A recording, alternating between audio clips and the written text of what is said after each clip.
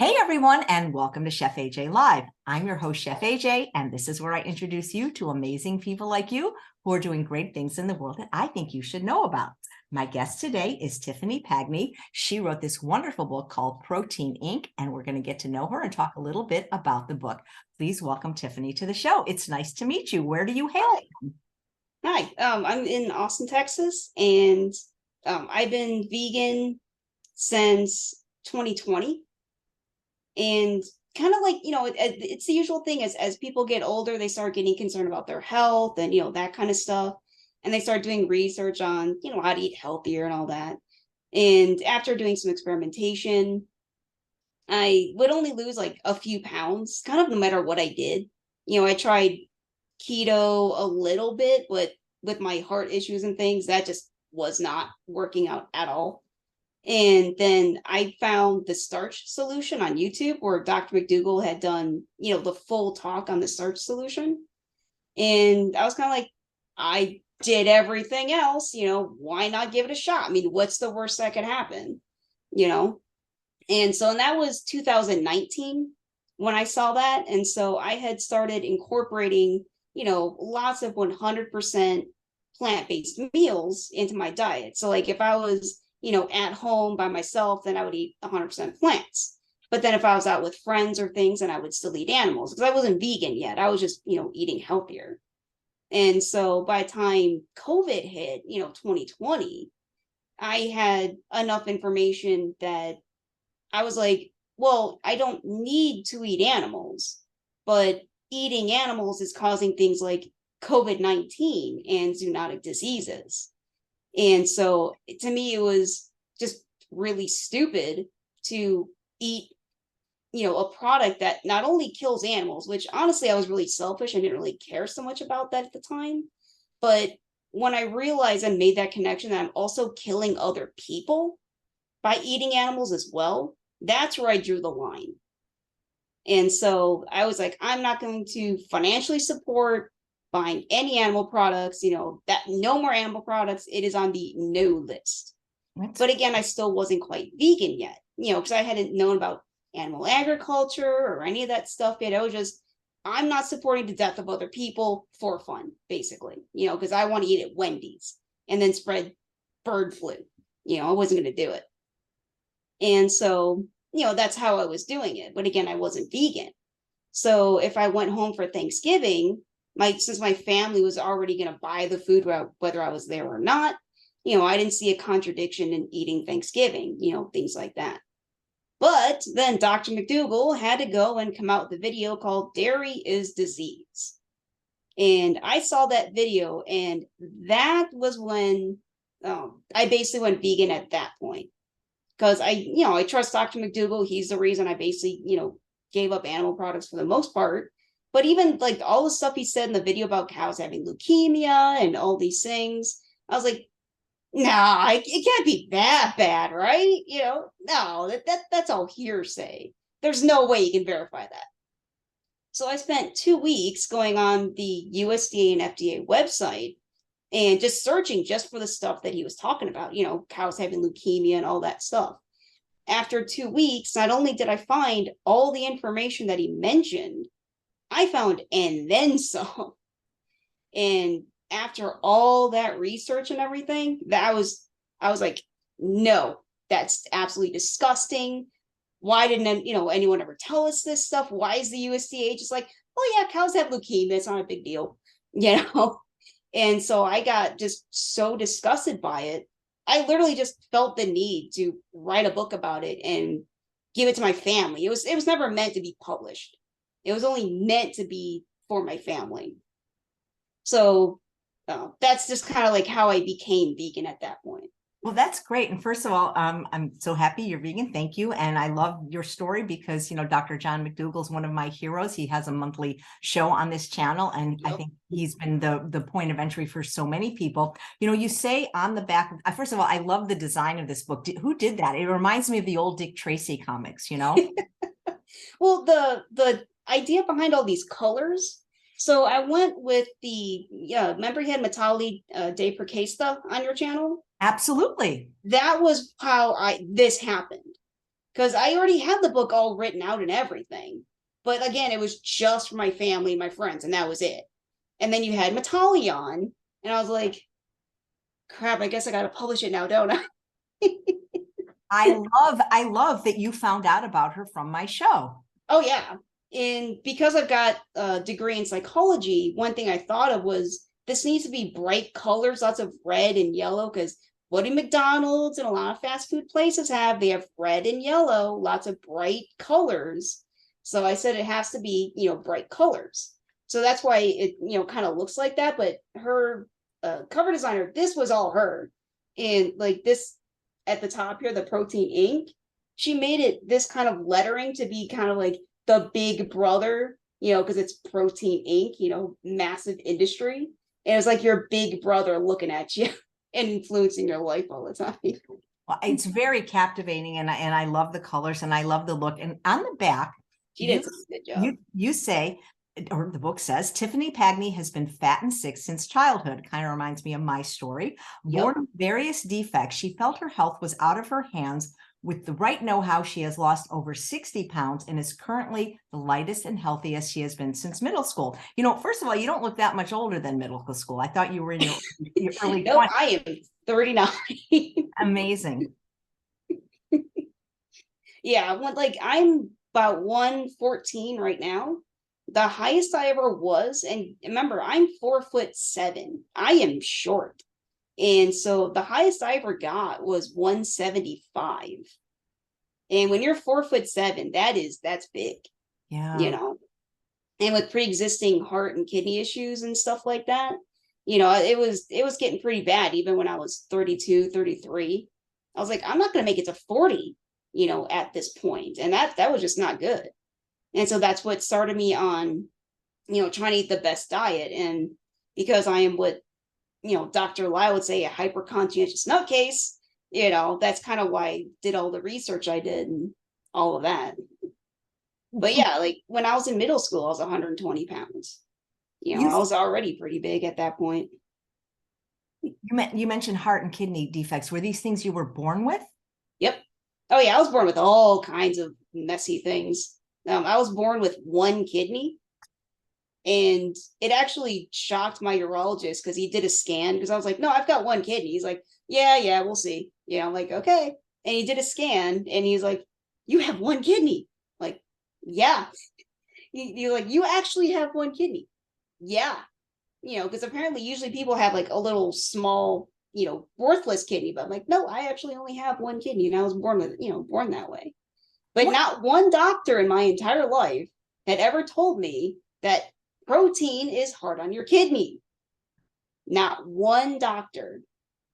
And I was born with a heart murmur and a regular heartbeat. And again, not one doctor ever told me, watch your fat intake, or watch, all the animals, or don't eat bologna sandwiches or anything like that. Not one person told me that, That just kind of makes me mad. Yeah, no, I can understand that. And, it's interesting because I remember hearing Dr. McDougall speak once about people with one kidney, because sometimes people have one kidney because maybe they've donated it or they've lost it in an accident. He says it's even more important for people with one kidney to go vegan and eat a healthy diet. Yeah. And I was born that way. And I grew up eating the sad diet like basically everyone else, eating McDonald's and, bologna sandwiches and cookies and all that. Where did you grow up? I grew up in Illinois. Me too. What city? Crystal Lake. I don't know that one. It's in like a suburb of Chicago. Okay. I'm from Chicago. Yeah. Yeah. So, yeah. Chicago, deep dish pizza, all kinds of things. Oh, yeah. Chicago style hot dog. And, because it's Illinois and super flat and everything, we actually lived right next to a corn farm. So every year I'd be able to go and I could basically walk there and just buy a bunch of corn. That was the best corn. Well, corn's actually okay, though. So, you actually, speaking of corn, you actually included some recipes in this book that sound really good. Oh, yeah. This was just basically food that I would eat normally. This is stuff as, if I found something that I enjoyed eating, I would just write it down so I wouldn't forget. And then when I wrote this book, one of my friends was essential in me writing this book, because like I said, I just kind of put a bunch of stuff down, and she's a lot older and wiser than I am. And so she was helping me refine it and everything. And she was like, you should add some recipes in there. And so I just basically threw my list of recipes in there. Well, and this would be like a really good resource book for people to give like friends and family that really, don't know much about why to go vegan. Yeah. Yeah. I wanted to be kind of short and punchy, because like Earthling Ed did a, really good book that's like kind of what I did, but it's a lot longer. Like his audiobook is 17 hours. Mine's only an hour and a half. So anybody, no one can say, well, I don't have time to read that, Absolutely. Yeah. What did your friends and family actually read the book? Most of them have, yes. Some of them have not, but one day, even if I have to sit them down and read it to them, they will. Did any of them actually go vegan or even improve their diet somewhat from reading? They did, actually, yeah. I've actually converted a couple of them into being vegan. So that's fantastic. Yep. Really happy about that. I love it. I love it. And so during what time period did you lose the 60 pounds? And it sounds like it was pretty easy for you. Yeah, it was. I mean, because I only had the 2 rules, which I listed in my book, was just low fat and no animal products. And that was it. So I was eating mostly whole foods and all of that and just try to stay away from high fat things. I'd eat lots of smoothies with chia seeds and stuff, but I mean, that was pretty much it. But I mean, it was between 2019 and kind of like through 2022 or so. Because then I would kind of gain weight when I go to visit my family and they just eat the SAD diet. And I eat a vegan version of the SAD diet, but I do eat the SAD diet, and that kind of brings me back into the pleasure trap for a while until I get tired of gaining weight, then I lose the weight again. Yeah. So I have to be really careful when I'm at their house. Yeah, that's true. It's, and you mentioned the pleasure trap in your book. It's very easy, whether a person's vegan or not, to get sucked back in the pleasure trap. Yeah. I mean, potato chips and Oreos are vegan, No, absolutely. Absolutely. So when you first switched over, was it difficult for you? Did you have cravings for some of the junk food, or were you satisfied eating the starch-based low-fat diet? Actually, a lot of people say, oh, I'll crave cheese or I'll crave meat or whatever like that. But I never had cravings like that. I mean, it was kind of the same when in 2018, I just had a New Year's resolution, like, I'm not going to drink pop anymore, and quit it cold turkey and never once had a craving for it. It was kind of the same with animal products. Once I kind of gave them up, like even when I wasn't vegan yet, I didn't ever crave cheese. I never craved, meat or chicken or anything. I just had no cravings. And then when I made that connection between like, I'm eating diseases that not only are killing me, but other people, that was just, nope, I have no desire whatsoever to put any of that garbage in my mouth. It's hard no. It's like cigarettes and alcohol and stuff for me, all that's a hard no. So I don't even get tempted by it. I agree with that. But it's interesting because when you like cigarettes, alcohol, recreational drugs, these are things that people don't have to have, but people have to eat food. That's what I always hear. But I have to eat. Yeah, but you don't have to. That's the thing with the pleasure trap is you do have to eat. And it's almost like legal crack being shoved in your face constantly at the store. If I'm going to the fruits and vegetables at my store, I'm passing all the cereals and because they have the bakery right next to it as you're going down the aisle. So you've got all the cakes and, muffins and all that other stuff as you're heading towards the good food. If you go the other way, you're going with all the meat and the cheeses, so it's in your face all the time. Absolutely. Yeah. The store is set up that way on purpose. And you notice how like all the crap stuff for kids is set, like you figure like a kid is being in the shopping cart and the parents pushing the kid. That stuff is right at eye level with the kid, whereas something that might be healthy is either really high up or really low down. Oh, yeah.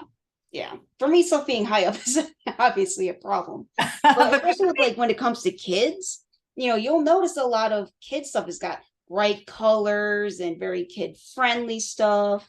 And, people kind of made the comparison of you're basically advertising cigarettes, to kids. It's highly addicting, it's damaging, it causes cancer, You're speaking my language, because Dr. Joan Iflin, who has a regular slot called Food Addiction Fridays once a month, says the exact same thing, that they modeled processed food. Well, think about it. Yep. When I grew up, people could smoke in movie theaters, in airplanes, everywhere, in restaurants.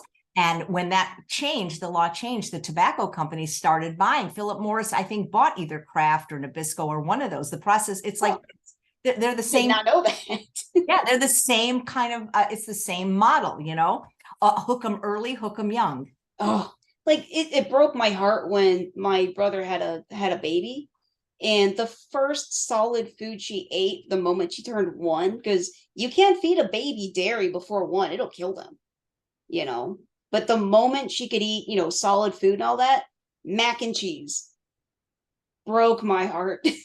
Or they do, she was eating mac do and these cheese. things I've seen in 1-year-old birthdays. They're called smash cakes, and they're like, sugar, flour cakes, where the baby, just the idea is the kid can play with it. I mean, it's just, I don't have kids, but I think it's really sad, because both you and I struggle from a young age with obesity, and that's just fun. And there's all kinds of ramifications, not just health, but emotional and social. And well, and then to hear a 2-year-old or 3-year-old say, I need milk for strong bones, I'm like, oh no, no, I mean, the dairy industry gets them early. Oh yeah. I mean, at 2 or 3. I mean, that's how we were raised, though. Yeah.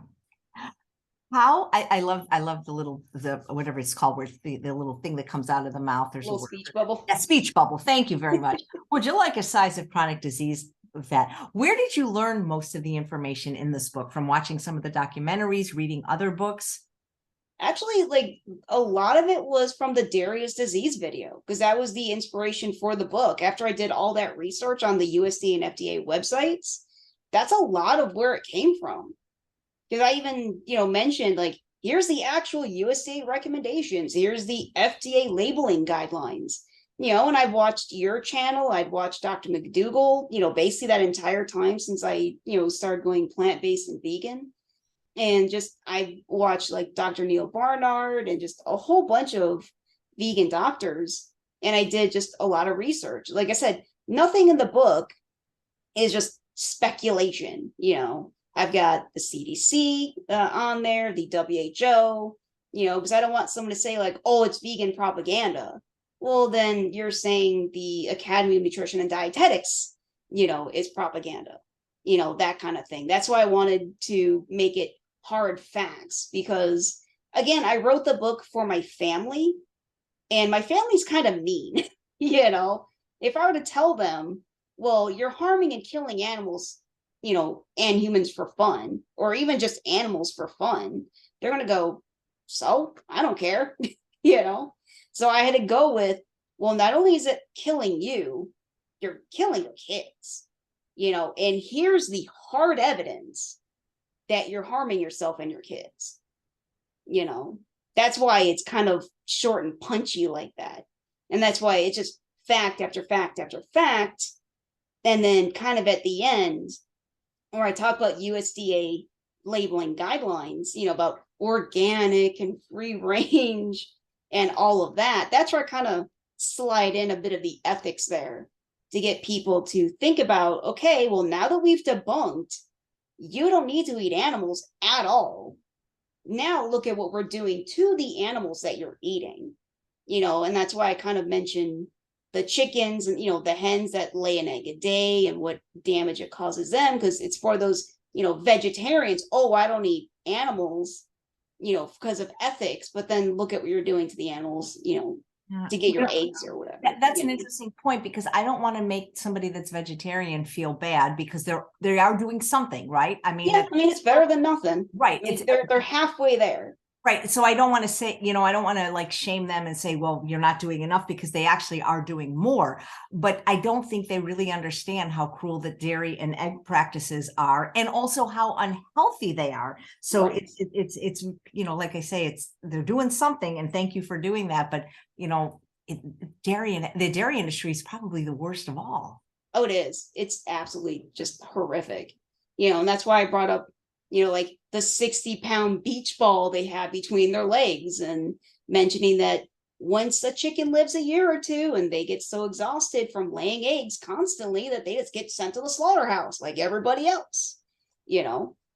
Yeah, I just, I feel though that so many people just, as cruel as it is, even if we had videos showing the cruelty, we can't legislate people to care. You know what I'm saying? Yeah. That's why I think a lot of the other stuff that you write about in the book, like no food is delicious if it's worth the lives of others, how, the thing you brought up with the zoonotic diseases, I mean, I'm sure you've read The Pleasure Trap because you talk about Oh, yes, I did.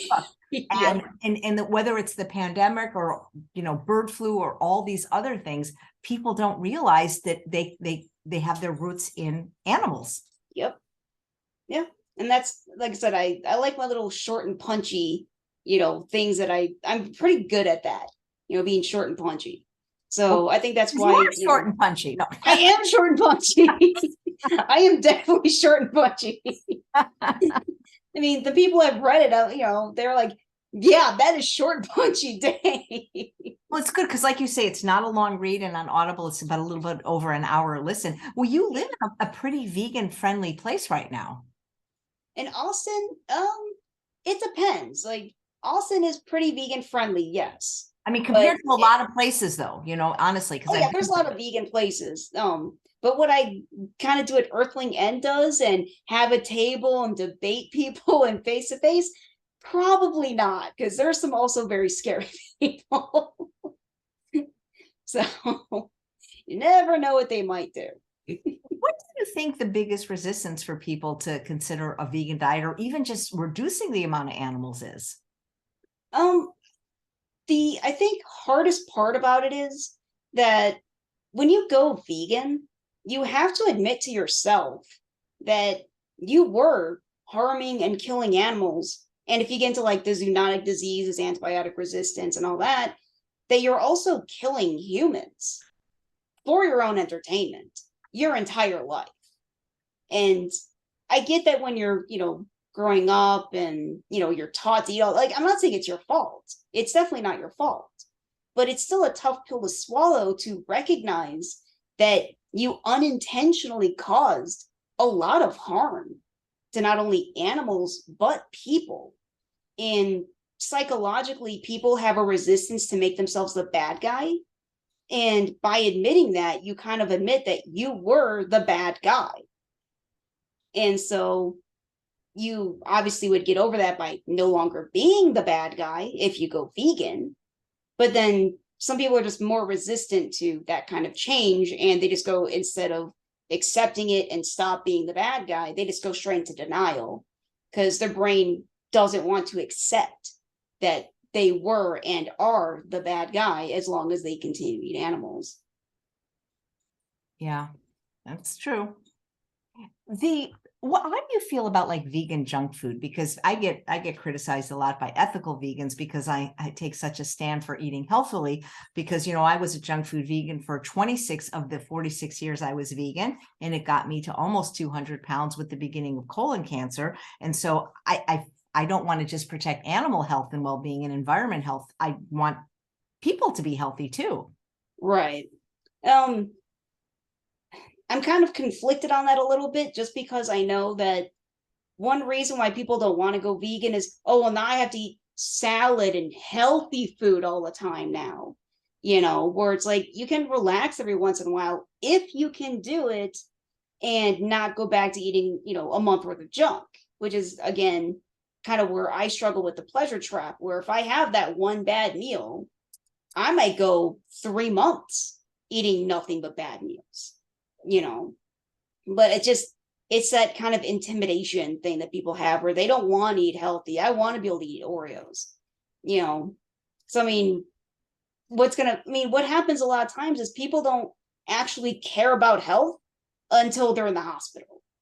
So if they want to eat Oreos doesn't cause bird flu, so it's not like you're going to do what you want to do, but at least don't kill humans in the process.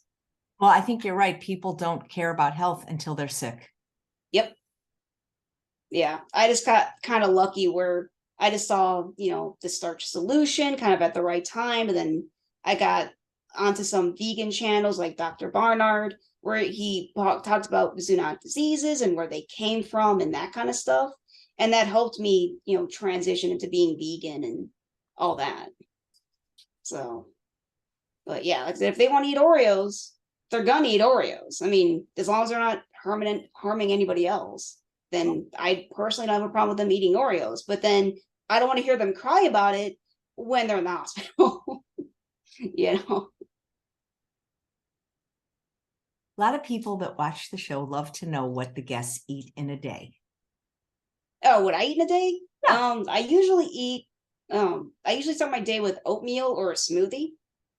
And then I'll eat a lot of pasta because I just really like pasta. And if it's not pasta, it's usually some kind of Mexican dish or some kind of stir fry or some kind of soup that I make. I really just eat a lot of different stuff. Like one of the first things I made was goulash because I hadn't had goulash since I was a kid. And I just remembered really liking goulash. So I just made goulash, and instead of putting, beef in it, I just put kidney beans in it. Just basically just normal stuff. When I first became vegan, the only thing I did was I ate what I normally ate, and I just took the animals out of it. That was it. So I just eat what I would consider to be normal food. Yeah, absolutely. Do you exercise much? Did exercise play a role at all in your 60-pound weight loss? Nope, not at all. People, I had not exercised. People want to hear that. Yeah. Yeah, I had not exercised at all, and I really actually need to go back to doing exercise. But yeah, no, that was no part of my weight loss at all. So that's when, people say, oh boy, I can't lose weight because I'm 500 pounds and I can't walk or anything. Like, it doesn't matter. I literally knew a kid that was bedridden from 6 months and he was not fat.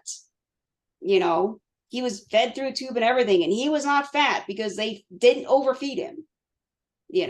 I mean, it's what you put in your mouth. It is. And Dr. McDougall, you should send him a copy and tell him that he inspired you. I'd be happy to facilitate. Oh, yeah. If I can, I totally would. Yeah, absolutely. Or I could even send him my copy if you want, whatever you decide. But he would love what it says.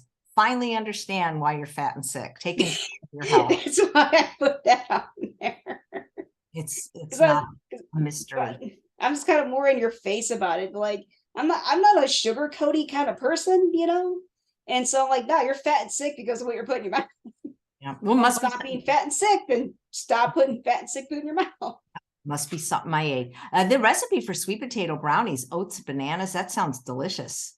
Yeah, I actually got that from Hench Herbivore, and I just modified the recipe to suit more of my tastes because he used dates. Yeah, but dates, at least for me, are pretty expensive. So I just put in bananas because bananas are cheap. Yeah, so when bananas are ripe, they're fantastic as a substitute.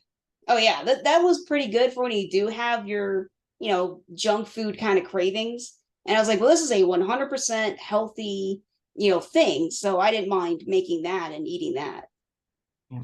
One of the things you talk about in the book, which is you're speaking my language, is calorie density. Your body is always looking for high calorie food sources with as little effort as possible, and fat is the highest in calorie density. Got that from Doug Lyle. So yeah, I linked a really good video too, a video about calorie density. And it had, it wasn't a Doug Lyle video or anything, but it really does explain calorie density very well. But yeah, all that, eating, because he mentioned, drive-throughs and all that stuff, Doug Lyle did. And yeah, I got basically a lot of my information from you guys. Well, thank you for acknowledging me in the book. And I appreciate that. And since you do acknowledge Dr. John McDougall, I think we need to just get him a copy because and highlight it and then sign it for him, Oh, okay. Don't you think? How long did it take you to write the book? And I'll link to it, of course, in the show notes in the chat. It took me about 6 months, I guess. Because it was a lot of research and a lot of refining. And then the problem was after I thought I was done, then I would find out more bad things, then I would have to keep adding it to the books. I kept that's another horrific thing I didn't know about, I kind of put it in there a little bit, but things like pigs can legally be fed any animal and every part of any animal. So I put in there about how pigs can legally eat other pigs, and chickens can legally eat other chickens and, things like that. But I kind of want to put in there, like, there's a law literally saying, any animal. Do you think that if people knew this, they still wouldn't care? I know a lot of people don't want to hear it because they don't want to know. Right. But are there people that really, when they know this, they're still like, I don't care. It's delicious. I mean, and there's always going to be that person. There's always going to be that person who is just that self-destructive or just that delusional. Or, it's like people that smoke and go, well, I'm not going to get lung cancer, and then I've talked to those kind of people all the time. Well, I don't care if I die. But then the moment, they're about to die, oh, well, now I really care, So they may say, oh, no, I don't care until they get lymphoma. And then I'm just kind of sitting there like, well, cows have leukemia. What do you want me to tell you? You literally ate leukemia. But sometimes it's too late. By then, yeah. Yeah. So do you still have, because you mentioned you were born with some kidney and heart problems, do you still have to see doctors ongoing for either of these things? Do they continue to bother you in any way? And has I have to do it. I mean, that's just something that I've had to do since I was a baby. Every 5 years I have to go to the urologist to make sure my kidney's still okay and things like that. Because you have the one, so they want to make sure. But otherwise, like, for the amount of stuff that's wrong with me, I'm actually pretty stable. So I'm very fortunate. Like, I don't need to take medication, just to live because of my issues or anything like that. So as long as I just keep going to the doctor, I'm so far, like, I got my blood test, where measured all my levels and everything, and I was perfect. So, which is probably the healthiest I've ever been ever. I never had perfect levels like that. So you think the change of diet has helped this? Oh, 100%. Like, my LDL went way down. All my stuff was in the healthy range, like, no diabetes or, not even pre-diabetic or anything like that. So, oh yeah, definitely came from that. Have you given any presentations on this book yet? No, this will actually be my first one. Oh, that's fantastic. Well, because, I know, don't they have like the Veg Fest near you? I mean, I think this would be a great thing to present. I don't know. I've actually wanted to go to a vegan convention. I've never gone to one. I'd actually think that'd be really cool.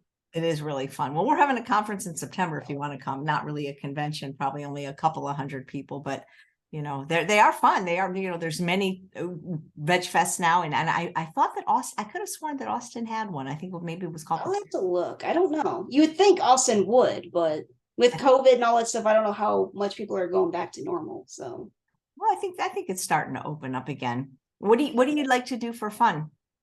I'm a hobby game developer.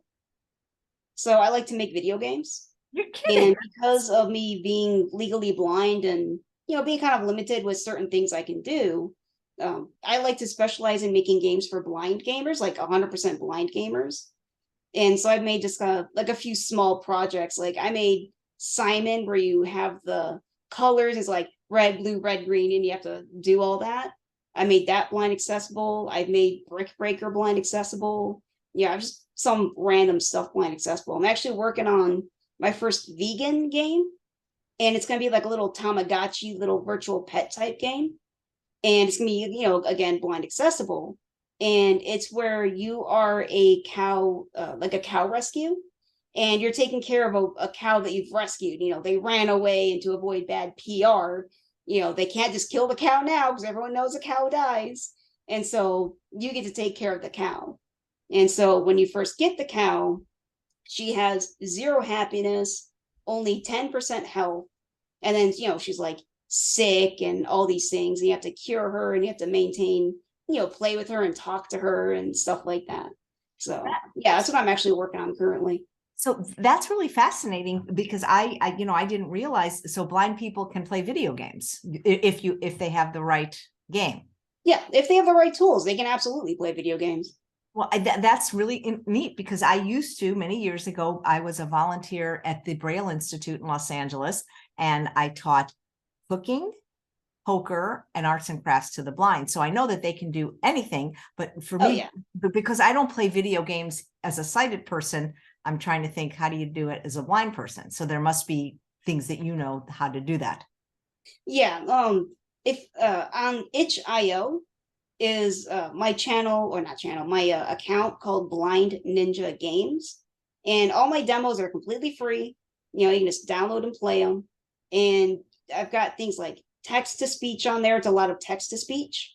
And then like for the, like say you're hitting a border, if you have a controller, the controller will rumble to indicate that you've hit a border.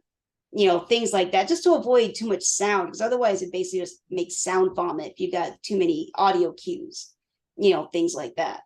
So yeah, I actually do showcase, you know, how you can make games blind accessible pretty easily. It's not that difficult. That really is interesting. And it sounds like any disability you have, you don't let it limit you in any way. Nope.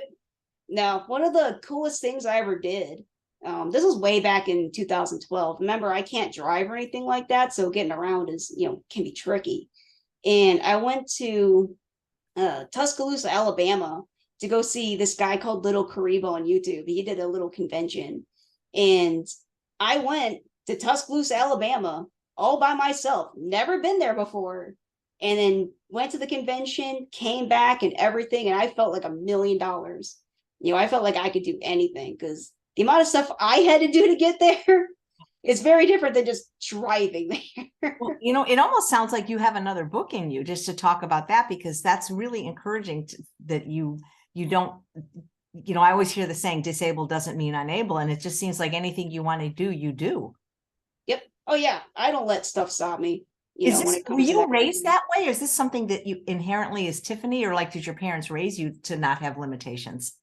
I mean, they never once did my parents ever tell me that, you know, I mean, I knew from a young age, you know, ever since I was 9, I knew I'd never be able to drive, but that was just a fact of life. She didn't want me to, you know, get excited about driving when that was never going to happen. But she never ever once told me you can't do that because, you know, you don't see well enough. You know, she bought me video games and I got to do basically whatever I wanted. You know, even you know, if I wanted to ride my bike to the beach or whatever, she had no problem with me doing that or anything like that. So I was never raised different, you know, because of my vision impairment. Right. So just like driving, flying a plane, just a few things.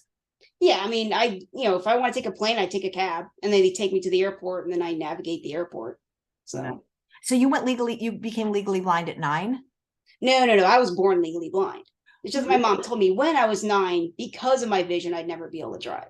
Oh, so to differentiate legally blind from blind, because you wear glasses. So do you see shadows? Can you see me at all? I can kind of see you a little bit. Being legally blind, it's hard to describe because it's different for everybody.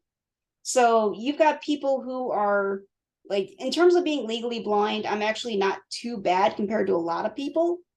But then you've got people that are 100% blind. You've got people that can barely see at all. But you've also got people that I basically don't meet the requirement to drive. Is basically how I'm legally blind, is I just don't see well enough to drive. I have 0 peripheral whatsoever. The easiest way to describe how I see is to basically cover your left eye and then do this with your right eye and then squint.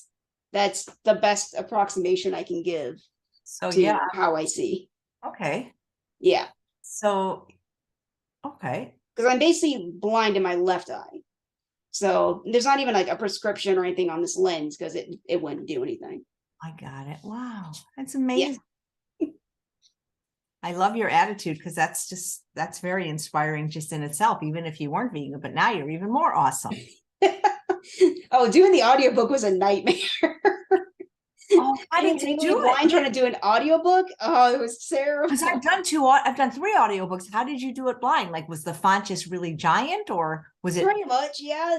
And because I'm just in my apartment, I don't have a setup. And so I was trying to do the audiobook, and my friend recommended that just take a big blanket and put it over you and your microphone. And so I have my microphone here. I have my, you know, monitor. I'm trying to read my monitor, but trying to speak into the microphone. Oh, it was terrible. I never want to do another audiobook again.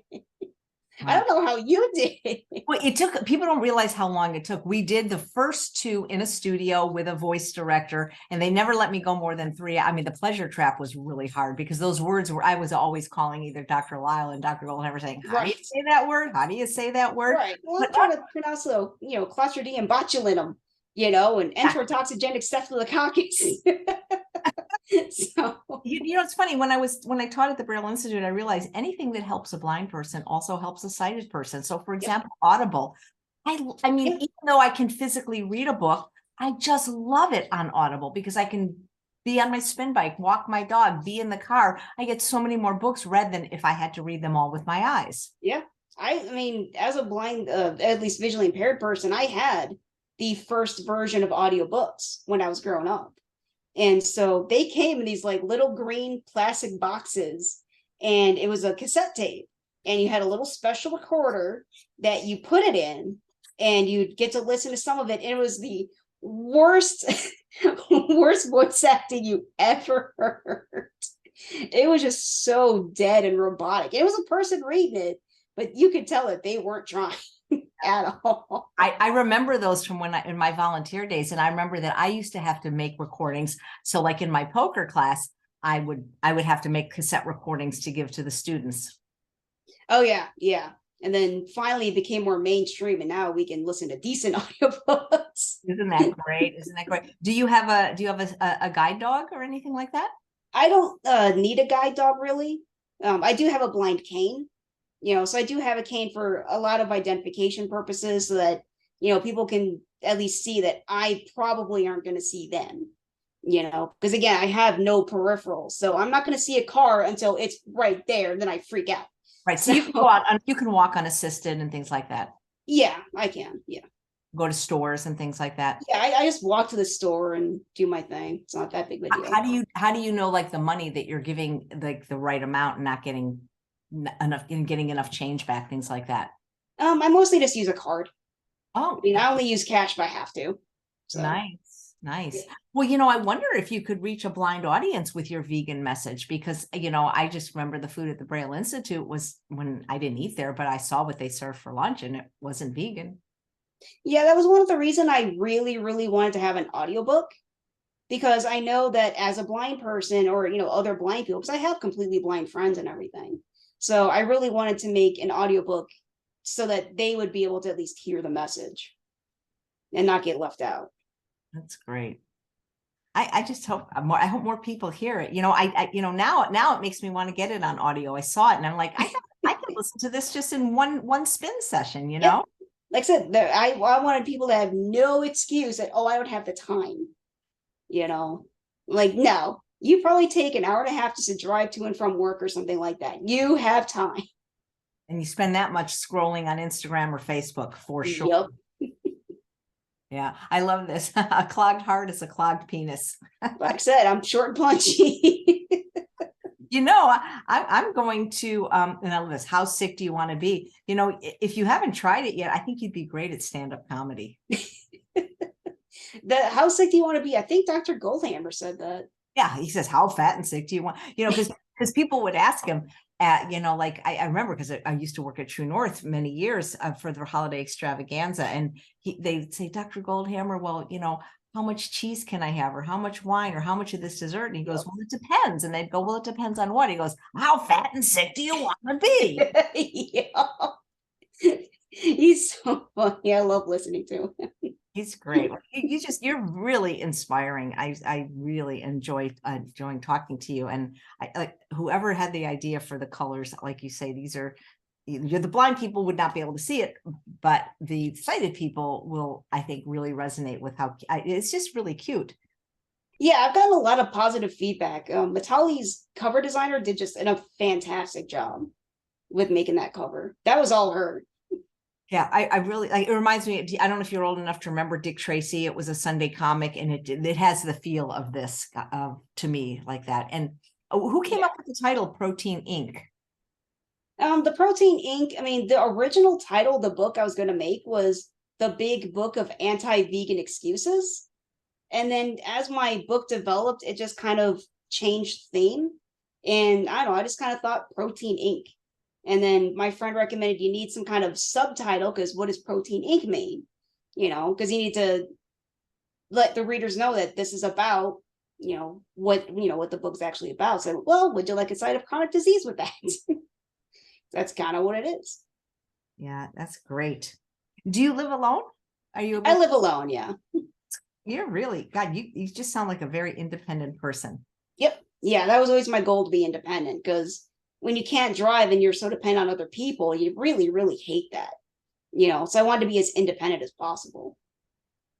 That's great. And you cook all your own meals. Yep, cook all my own food. Yeah.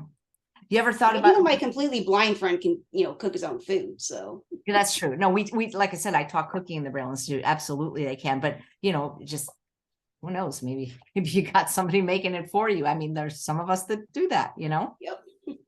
just because some people just don't like to cook. Yeah, I was very fortunate that one of my friends, as I was growing up, actually taught me how to cook. And I was really interested in like the Food Network and all that stuff. So I already knew how to cook when I became vegan. So I mean, it really wasn't a big deal. But you've got people that just, have no idea how to cook, and they become vegan and like, well, I can't make anything because I don't know how to make rice, or anything like that. So that was never a problem for me. Do you have any favorite appliances? Um, because I live in an apartment, I don't have a lot of appliances, but I think I like my NutriBullet the best, just because I make just so many smoothies with that thing. So, and I do have a food processor. I used to have a blender. I don't think I even have a blender anymore because I never use it, but food processor and NutriBullet is what I've got. No Instant Pot for you? No, I don't have actually, no, I do have an Instapot, but it's in my living room, and I've only used it to make probiotic vegan yogurt. I'm kind of scared of it because it's essentially a bomb when you use it. So I'm kind of scared to use like the actual pressure cooking. That's funny. Well, if you need help, I can teach you how to do it. I love mine because I just, I think once you use it, do you ever entertain or cook for other people? Nah, I just cook for myself. Like I will, when I go visit my family, they'll sometimes let me cook for them.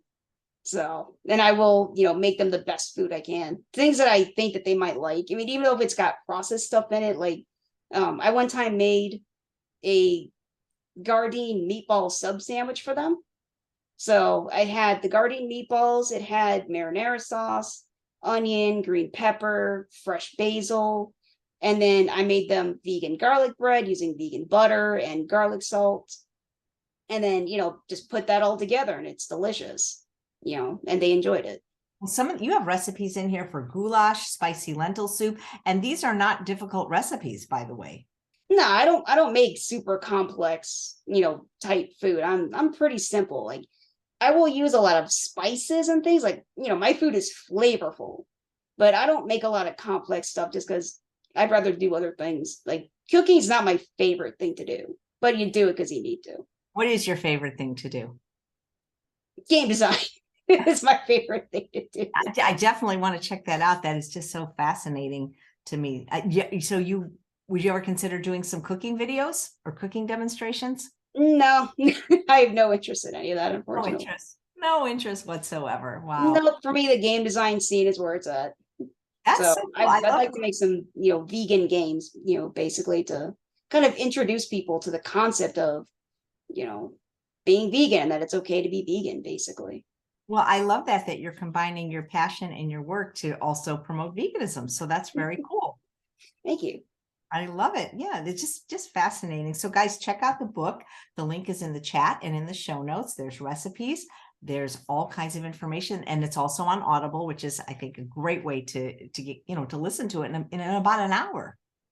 Yeah, it's about an hour and a half. It took me about a month to actually record it because of how many problems I have, but hopefully it's pretty good.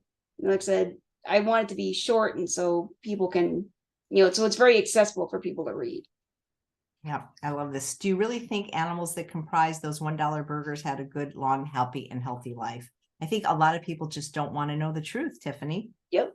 Yeah, and that's kind of what I've observed is even when I saw the Starch Solution and saw that, well, I don't have to eat animals, but I didn't really mind doing it. And but I didn't know about animal agriculture, and I was still very much, oh, they live happy lives, the farmers take care of them and all that stuff. And you just kind of, get you basically, comfort yourself by thinking, oh, they had really good lives and all that. And Oh, you don't think about the animals that made up the $1 burger, there you are no know. happy cows, people. Let's get real, Right.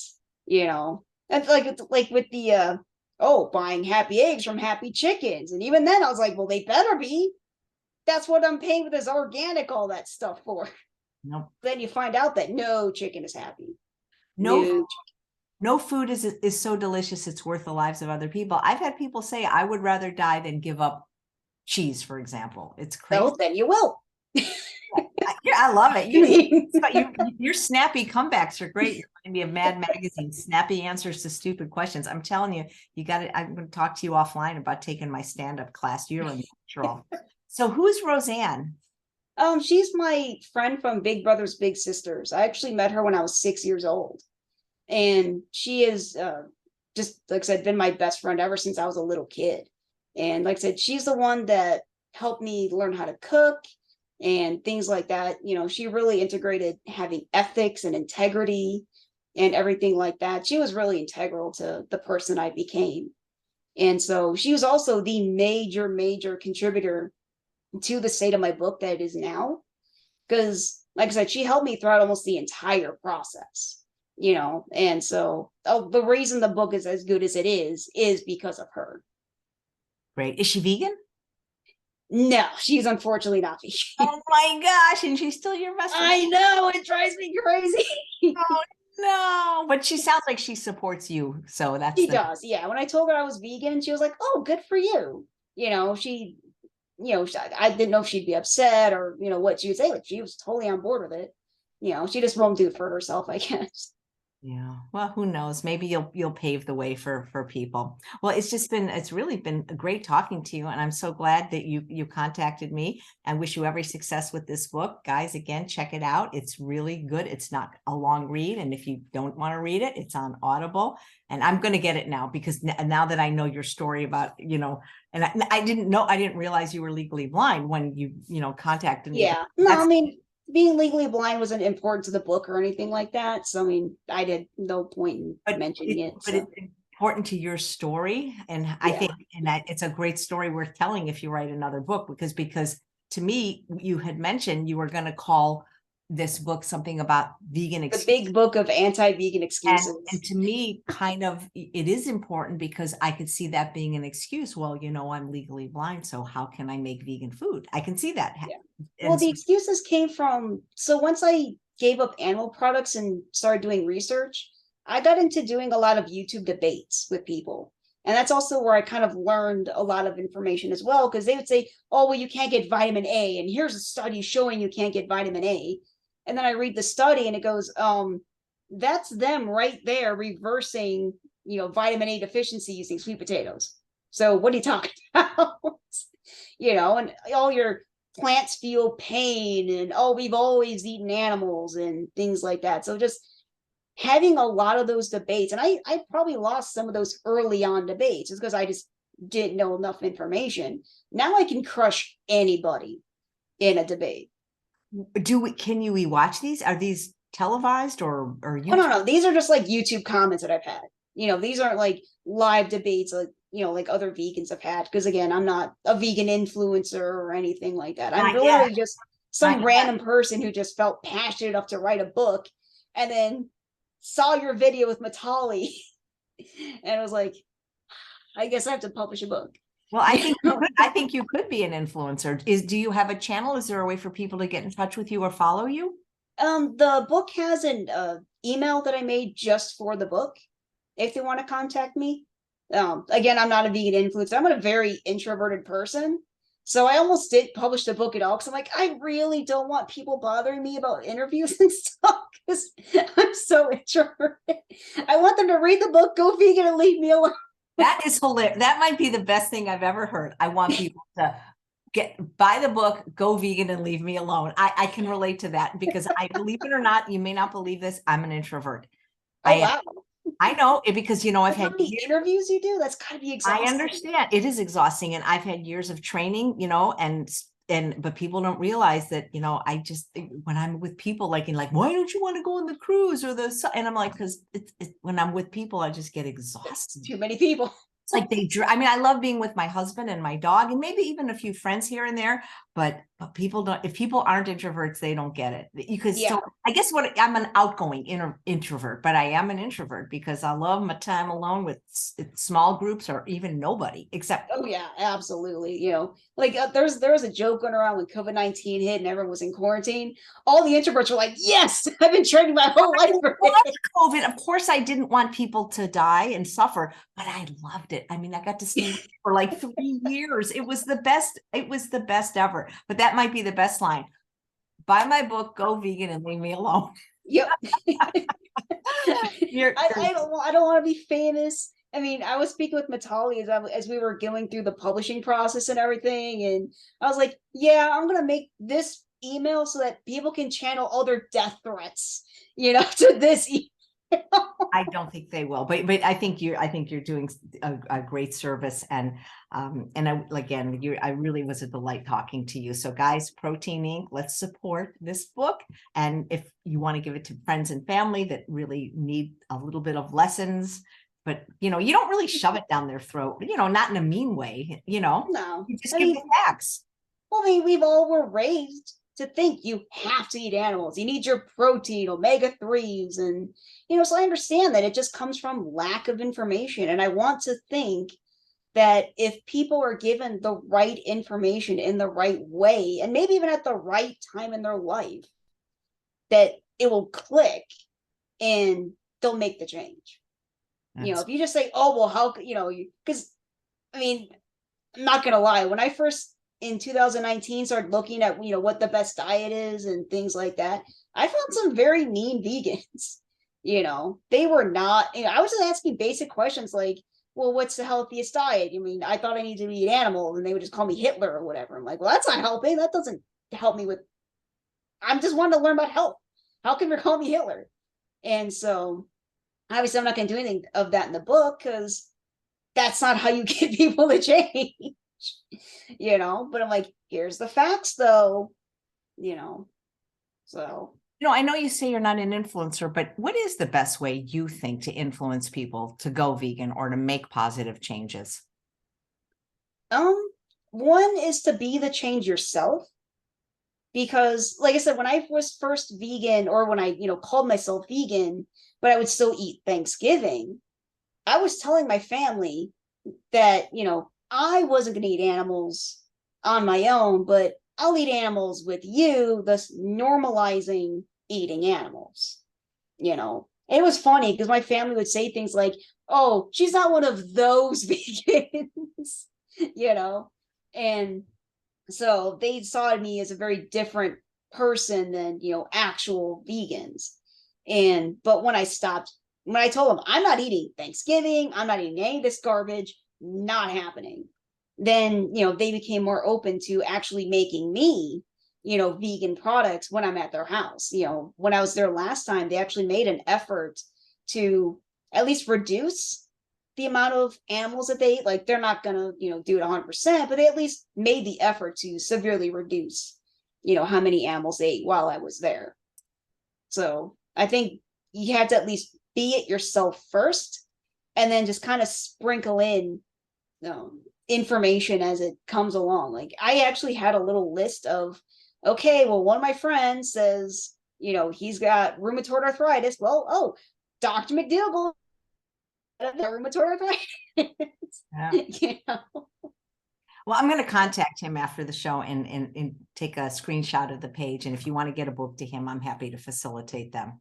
Oh, okay. Yeah, I didn't even know I could send him anything like that. So yeah, I would love to do that. That's great. And I like that. Be the change and eat the change that you want to see in the world. Yep. Great. Well, it's been a pleasure getting to know you, Tiffany. Thank you for inspiring people to make the change. Oh, thank you so much for having me. It's a delight. And thanks all of you for watching another episode of Chef AJ Live. Please come back tomorrow for another fabulous guest. Take care, everyone.